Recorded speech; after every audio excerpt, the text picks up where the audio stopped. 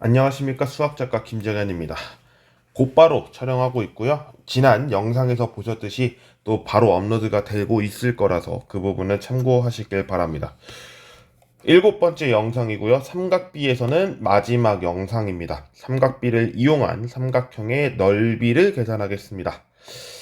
이 부분에서는 공식이 유도되기도 하는데, 공식을 바로 설명을 드리는 것보다 어떻게 유도가 돼서 나오게 되는지를 설명하는 시간을 갖고 마무리를 짓겠습니다.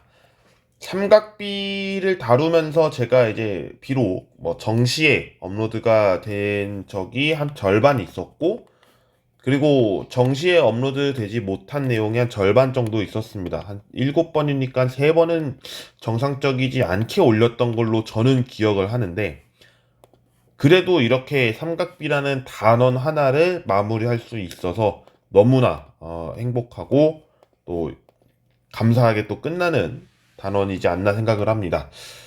사실 제가 이번에 말씀을 미리 좀 전해드리겠습니다. 중학교 2학년을 하나 올렸었죠.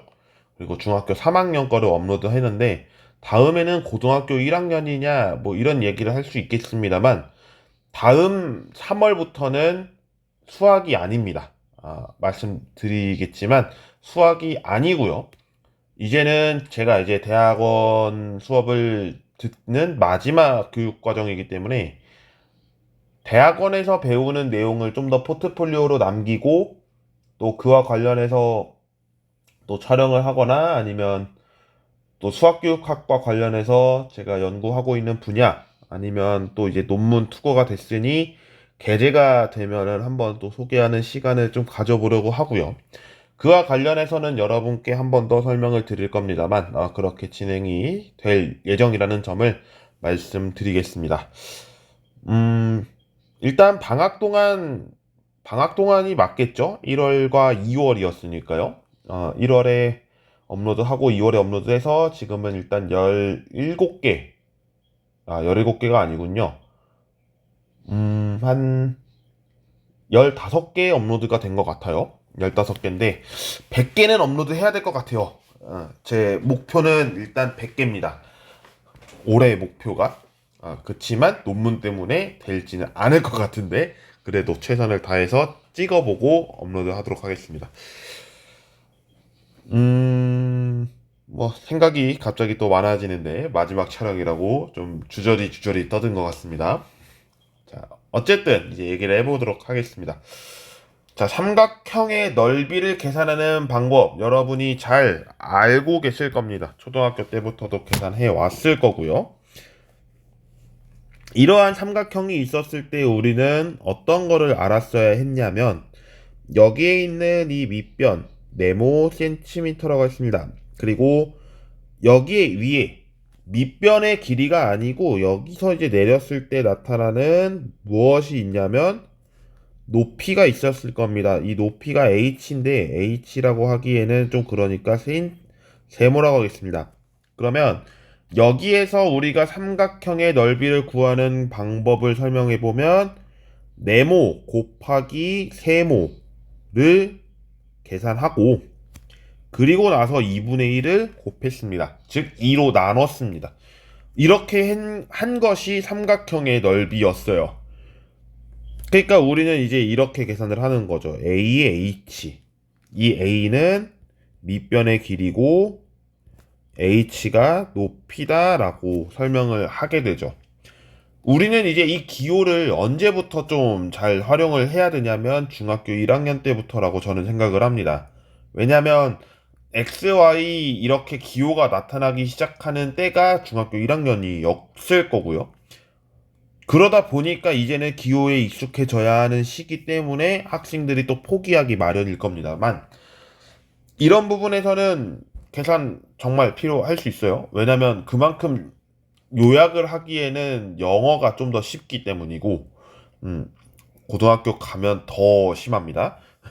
네, 그래서 영어랑도 친숙해질 필요가 저는 있어 보여요. 어쨌든 이제 이렇게만 놓고 보면 참 좋은데, 삼각비를 이용한다라는 거에서 우리는 이제 고민을 하게 하죠. 삼각비를 이용한다. 그러면 일단 각이 있어야 되겠네? 라는 생각이 하나 드실 거고요. 각을 해놓으면 높이가 나타나야 되지 않을까? 예, 이 부분이 생각을 할 거예요. 왜냐면 밑변 곱하기 높이니까요. 그러면 그 과정을 어떻게 구하면 참 이제 답을 얻을 수 있을까 생각을 했는데 알고 보니 그냥 한 변만 가지고 나타나기에는 해결이 안 돼요. 직각삼각형이 아닐 때, 특히 아닐 때, 왠지 이런 거를 한번 그려볼 수 있을 것 같아요. 제가 지금은 둔각삼각형을 그렸습니다. 둔각을 그린 이유는요, 여기 각을 알아요. 여기를 제가, 뭐라고 할까요? 한 120도라고 할까요? 120도라고 이야기를 했을 때, 한 변의 길이가 여기는 한 5cm라고 하고 여기를 한 4cm라고 할까요? 이렇게 했을 때 뭔가 구해야 될 것 같은데 높이가 없어서 좀 답답합니다. 이 부분에서. 그러면 분명히 높이니까 무언가 계산을 해야 될 것만 같죠. 근데 높이를 계산하려면 이런 거는 보였으면 합니다. 지금 제가 무엇을 그리고 있냐면요. 점선을 그리고 있어요. 점선을 나타내는 이유가 뭔 줄 아세요? 여기에 있는 직각을 만들기 위함입니다. 직각을 만들고 보니까 여기는 120도라고 했지만 여기가 나오죠. 60도. 그러면 이 삼각형만 놓고 보면 정확하게 삼각비로 계산이 된다는 겁니다. 즉, 여기에서 지금 빗변이 4cm고 각에서 60도를 나타냈기 때문에 하나는 사인을 나타내고 다른 하나는 코사인으로 나타내서 여기에 있는 이 밑변과 여기에 있는 높이를 계산을 했을 때 삼각형의 넓이를 구할 수 있겠다라는 게 우리의 목적일 겁니다. 계산을 해볼게요. 일단 첫 번째 4 사인 60도를 계산해야 될 겁니다. 계산을 해보면 4 곱하기 2분의 루트 3이니까 2 루트 3이 될 거고요. 이젠 코사인을 계산해야 될 것 같습니다. 그러면 4 곱하기 2분의 1이니까 2가 되겠네요. 여기까지만 놓고 보면 참 좋은데 이러다가 빠뜨리는 경우가 간혹 있다는 거죠. 여기를 2, 여기를 2루트 3이라고 했는데 밑변을 여기만이다 라고 이야기하는 분들 간혹 계실 겁니다. 실수하시면 절대 안 되는 부분이라고 보이고요. 그러면 이 상태에서 우리 계산할 때 이제 어떻게 해야 되느냐 보면 전체 5 더하기 2, 즉 7이 밑변의 길이고요. 여기를 높이니까 2루트 3, 2를 곱합니다. 즉 7 곱하기 2루트 3을 곱하고 삼각형의 넓이를 구하니까 2분의 1로 떨어지겠죠. 떨어진다고 하기보다는 이제 2분의 1로 곱해야 된다는 거죠.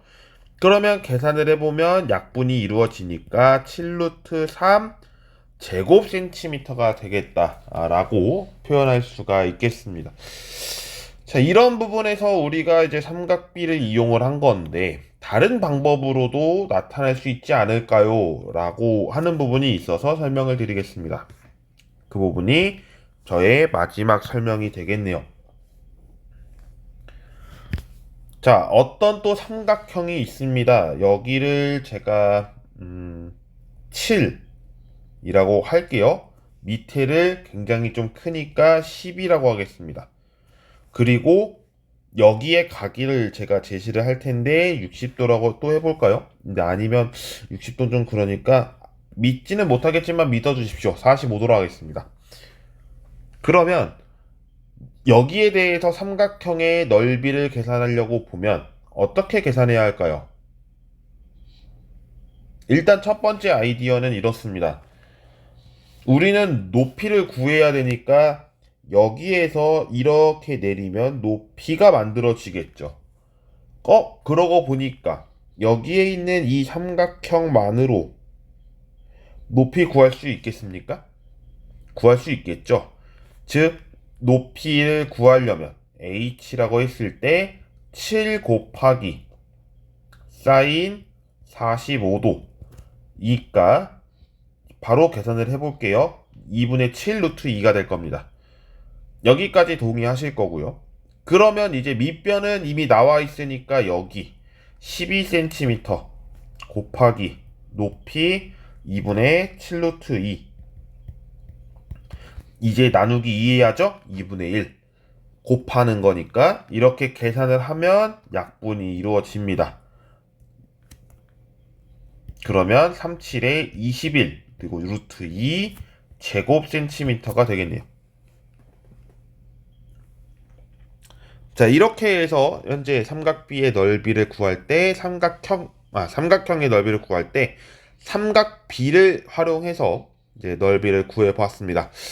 삼각형은 일단 뭐 직각으로 떨어지면 참 좋겠지만 직각으로 떨어지지 않을 때를 생각하면 예각이 있을 거고 둔각이 있을 거다. 그 경우에 따라서 계산하는 방법은 좀 다를 수 있겠지만 이와 같이 표현을 해보면 삼각비를 이용해서 계산하는 과정은 크게 어렵지는 않을 거라고 생각합니다.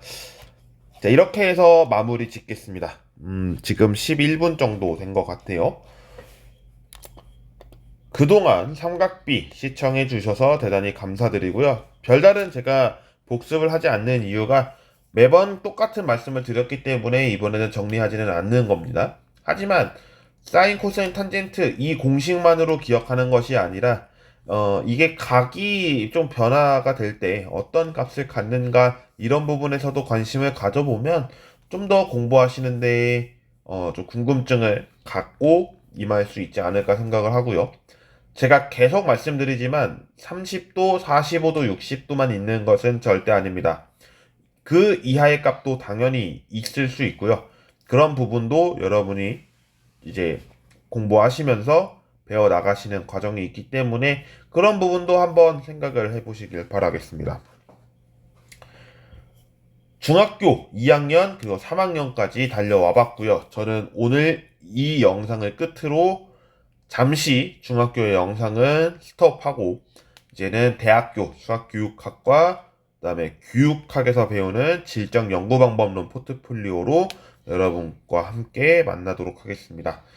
꼭 고등학교 뭐 이런 이제 중학교 고등학교 수학만 업로드하는 거는 이제 아닐 거라서 좀 더 스펙트럼을 넓게 갖는 것도 있고 저도 이제 수학교육학 박사과정을 밟고 있는 상황이기 때문에 그런 점에서는 좀 더 연구할 필요가 있겠다라고 생각을 해서 이렇게 말씀을 드립니다. 시청해주신 모든 분들 감사드리고요. 자, 그러면 마무리 짓겠습니다.